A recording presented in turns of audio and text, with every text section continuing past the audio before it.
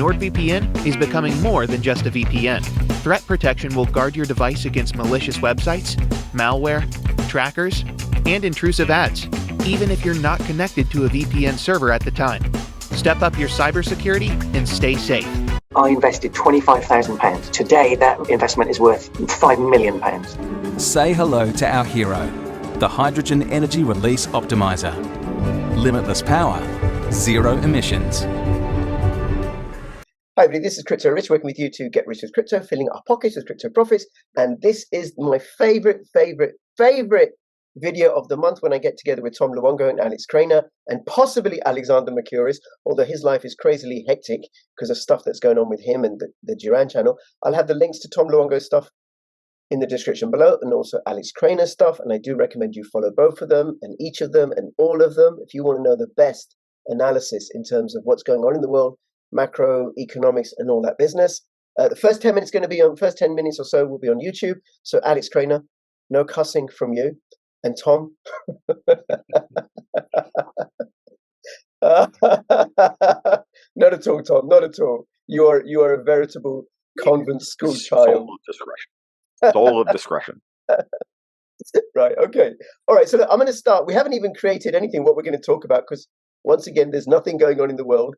But hardly anything. Of all the nothings that are going on in the world, where shall we start with? Which nothing shall we start with?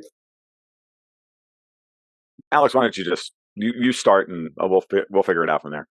It's difficult to choose because there's so much going on. But let's start in Africa, and then we can work our way to other topics. But I have been observing the events in Africa, and I find them nothing short of dismaying. We've had 8 coups in 3 years, and all of them have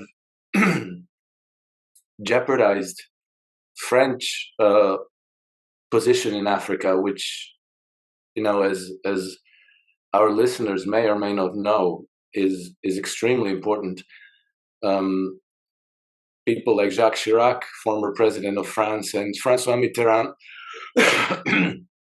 also a former president of France, at various times said that without Africa, France could be a third world country. Or I think that François Mitterrand pretty much said that France would mean nothing without Africa. And so now... Alex, sorry, can I just say, just to complete that sentence, France would be nothing without its colonial extraction from Africa. Yes, correct. So, Africa is where France got a lot of its cheap energy and mining resources from over the years, and some agricultural resource, produce. But more importantly, what we have to keep in mind is that all those resources, and we talked about this before, but it's important to understand and keep in mind that all those resources are far more important in terms of collateral that they represent for the Western financial system. Namely, if you control the political situation in the country, it's what they call the arbitration role. Then you have the decisive arbitration role in that country, which means that you get to decide who gets the oil, who gets the gold, and more importantly, who gets to turn them into financialized money flows through your banking system. So the principle of how our financial system works is that all the money in circulation in our societies represents debt. With no debt, there wouldn't be any money in circulation at all. And so to create money, companies have to go into debt, and individuals. And then, the bank, out of thin air, credits their account with the amount of money that they borrowed, and then that money is in circulation. Well, that credit is extended against collateral. So there has to be money, good collateral. Otherwise, you're just printing paper backed by nothing, and it will be worthless. And, once you have saturated your domestic economy, meaning, you built out the infrastructure, all the roads, all the railroads, bridges, dams, ports, airports. It's been built. People have homes, cars, second cars, third cars, clothes on their back. Food production is adequate. Your economy becomes saturated. It becomes harder and harder to convince people to keep buying more crap. And at a certain point, the credit impulse stalls. That's a huge problem because our monetary system is stable only insofar as it grows. The minute it stops growing and even growing at a certain rate, it begins to implode on itself. And at that point, the economy goes into the deflationary debt spiral. Deflationary death spiral, not debt. And in order to avert that from happening, you need to keep the credit impulse going. It has to grow. You have to give more loans, to put more money into circulation, to create more purchasing power. And if there's no demand for credit in your domestic economy, you have to go abroad and you have to financialize other people's resources and turn them into your collateral. So that means that, like you go into a country like Gabon, it's an oil-rich country, and let's say your company like Elf or Total get the credit to develop their oil resources. So that's collateral, and that's more credit allocated to your oil majors. And then they sell that oil in colonial French francs, which creates financialized flows in your financial system, in your banking system.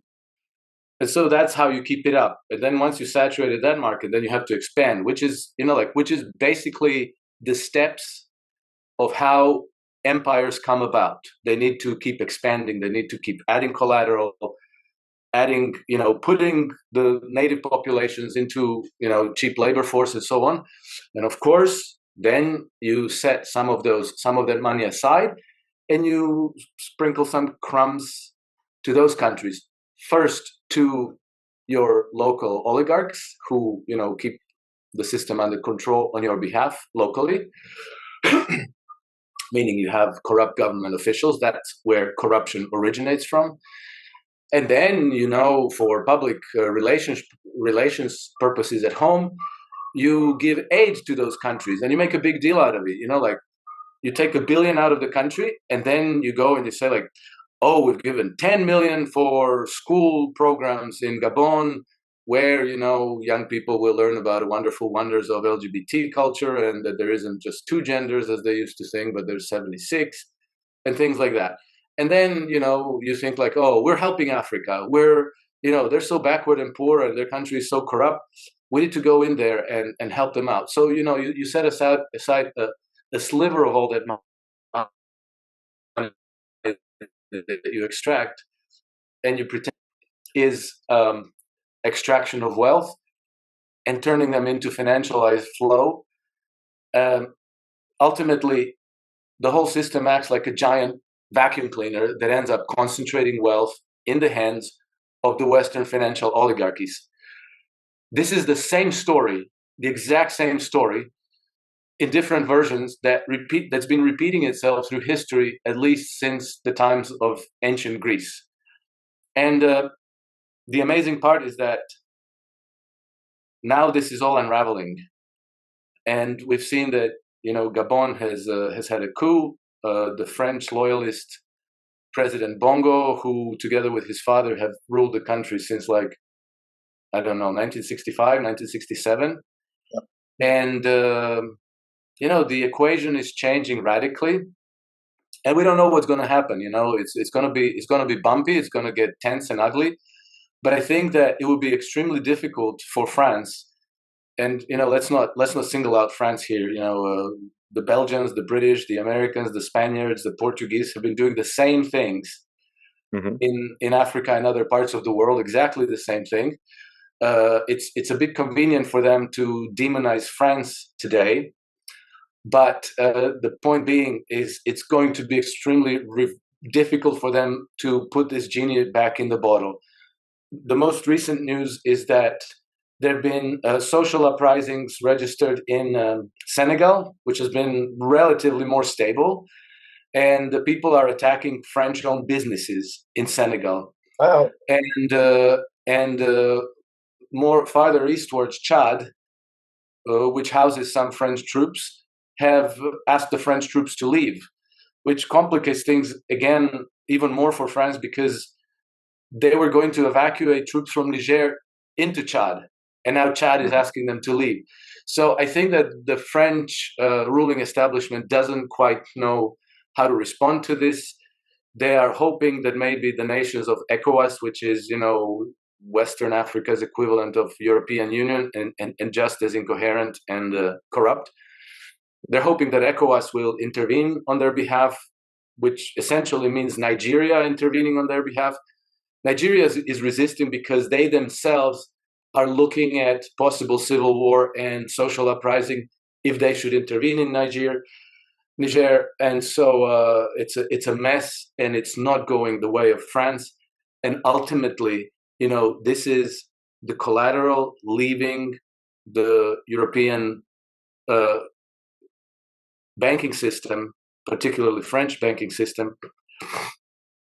And I think it's going to lead to a financial collapse unless the ECB keeps printing and backstopping all the debts that are never going to be repaid with freshly printed up euros, only with no collateral to back it up. And that's the recipe for hyperinflation. So we're looking at over the next few years at a future of accelerating inflation in Europe, and euro becoming worthless. Thank you, Alex. Thank you.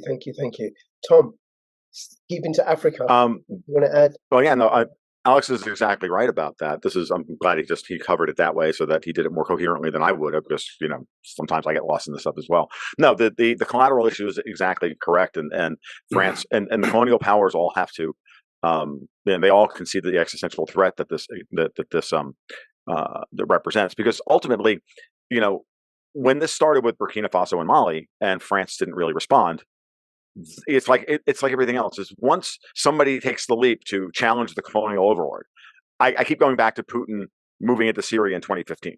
Yeah. The world was completely cowed by the Americans going about, like Rambo without a jockstrap, and going wherever they wanted to subjugate the locals. And Syria was that moment in time when somebody finally stood up and said, "You know what? No," and then exposed the situation for what it was, exposed the lie for what it was, that ISIS was unbeatable because we weren't trying to beat them. We were actually funding them in order to take out Assad. And then once Putin moved in and started wiping them out, all of a sudden the narrative had to change. And that's what set us on this course. So the minute somebody stands up and goes, "You know what? No, they're not that powerful," or "No, the situation is not such that they can immediately come in and stomp us because we're the Russians and nobody wants to have World War III over the Syrian desert, they're over a pipeline. Therefore, Putin called their bluff, and everybody stood up and went, "Wow, they're right."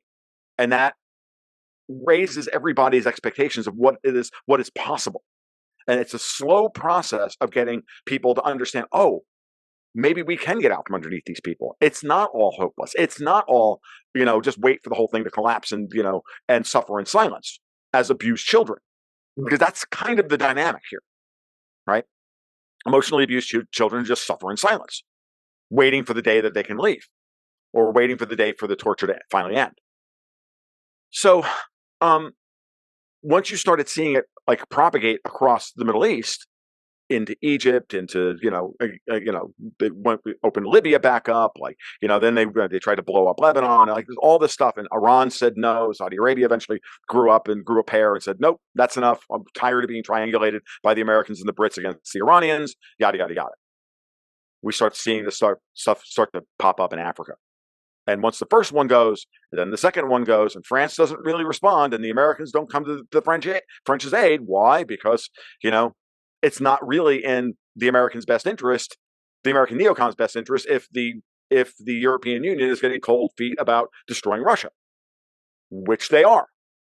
So the timing on all of this stuff is really important, because it's very clear that the European Union, as Alex just pointed out, is cognizant of their own end.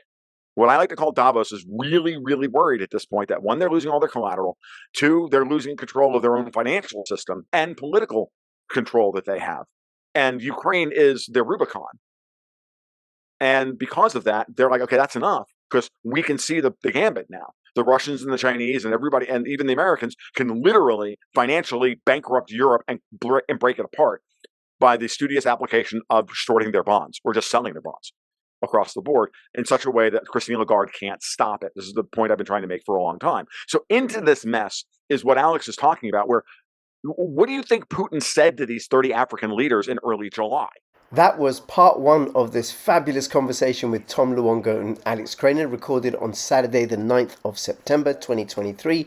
Parts 2 and Parts 3 will be on 3Speak and on Odyssey. bit.ly/CryptoRich 3Speak and bit.ly/CryptoRich Odyssey. Links in the description below.